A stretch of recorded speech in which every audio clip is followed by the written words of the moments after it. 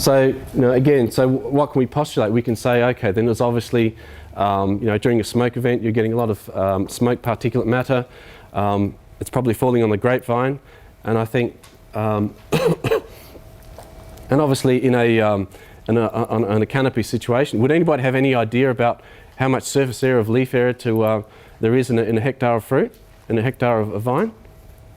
I mean, you could probably say that maybe there's 5 square meters of leaf area per vine, so it's quite a huge area. So obviously, it makes sense that the leaf is actually probably acting as a source of smoke, and it's actually channeling through to the fruit.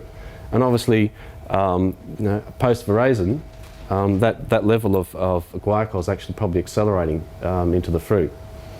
So what's happening? Maybe the sugar is actually, the glycol is actually binding onto the sugars, because we know that glycol is actually quite toxic for the vine. So possibly the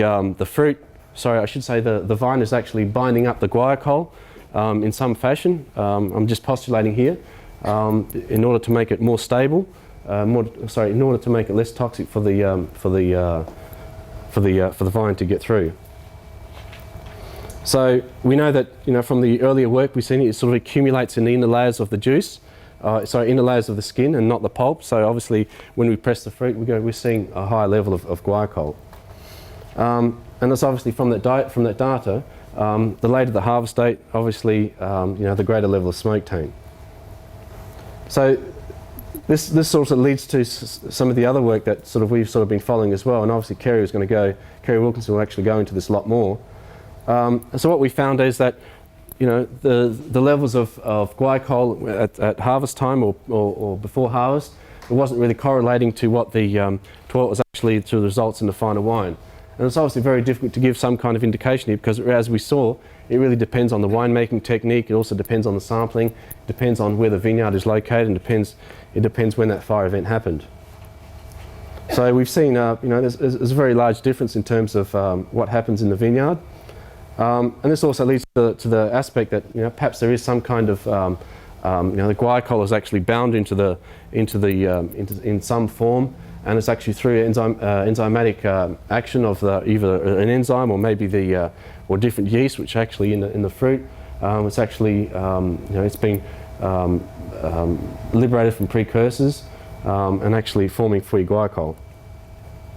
Some of the another trial that we did in order to sort of prove this, we looked at again from using a heavily smoke tainted juice, we looked at different fermentation treatments, and obviously the juice to begin with was actually quite heavily smoke tainted, and so with the same juice with no fermentation and with a glucosidase enzyme, actually we saw a very, very small increase. So another treatment with a fermentation but without an enzyme, again there was perhaps a very small increase, but between these three, statistically there's probably not a great deal of difference.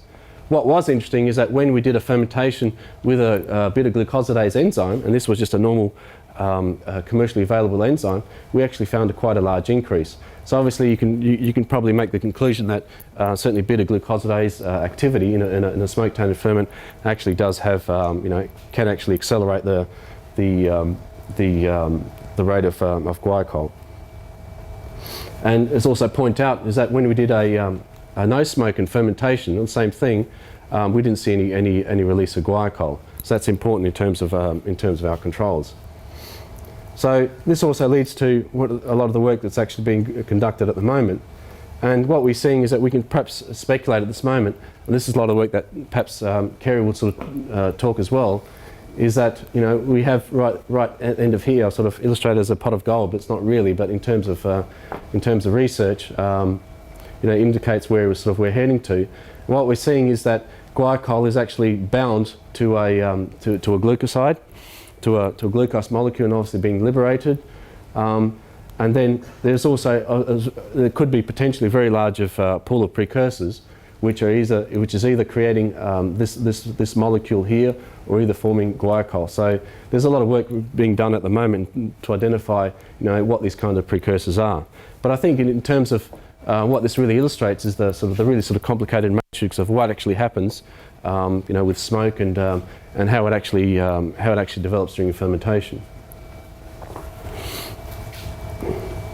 And what we see during the fermentation is that normally we perhaps had expected that if we could measure monoglucoside and glycol, we thought that, okay, then if this precursor would actually drop during the fermentation, but in fact this also stays the same level, or perhaps in some cases will actually increase. So we're seeing that this precursor, this very large pool of potential precursors, is really driving how much glycol and how much of this monoglucoside.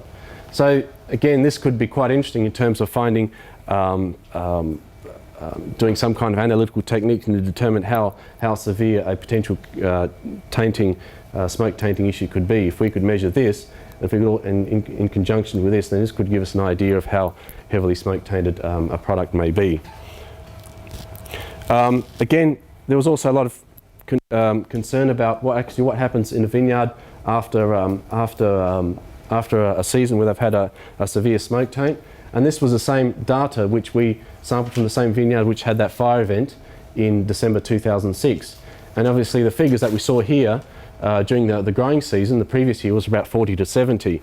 And what we find with new growth, there's actually no glycol in the leaves.